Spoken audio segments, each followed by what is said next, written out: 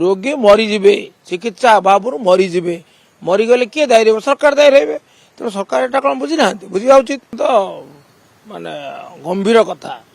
सरकार आपको जिते संभव गुरुत्व देवे सेते भल कारण बर्तमान रोगी मैंने डहल विकल होती विभिन्न हस्पिटाल आम पाक फोन आसूची ये जो पारामेडिकल अच्छा से मैंने चिकित्सा कर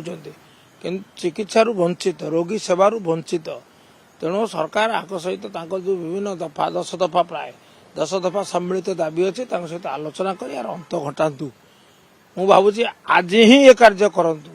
गोटे मुहूर्त आम बड़ प्रत्येक जीवन आम बड़ तेणु ये जो चिकित्सा अभाव चिकित्सा अवहेला गोटे रोगी जमी क्षतिग्रस्त न हुए ता देखा दायित्व माने नैतिक दायित्व एवं माने मानवता दृष्टिकोण सरकार ये हूँ कर्तव्य हेल्थ डायरेक्टर सचिव आलोचना कर डाक्तर मान सहित नो वर्क नो पे जो डाक्तर मैंने काम जोग नदेवे दरमा से माने व्यथित नुहति दरमा से घरे बस प्रेस्क्रिप्शन लिखिले रोजगार करें दरमा कटिगले चिंता ना ताकू से भूक्षेप करेंगे ना ताके फलवती हम ना ताके से जो ड्यूटी रे फेरी आसवाकू केबे साहाय्य करिवो नाही आलोचना एवं तुरंत आलोचना आउ ता सहित टिके गुरुत्वर सह आलोचना हेले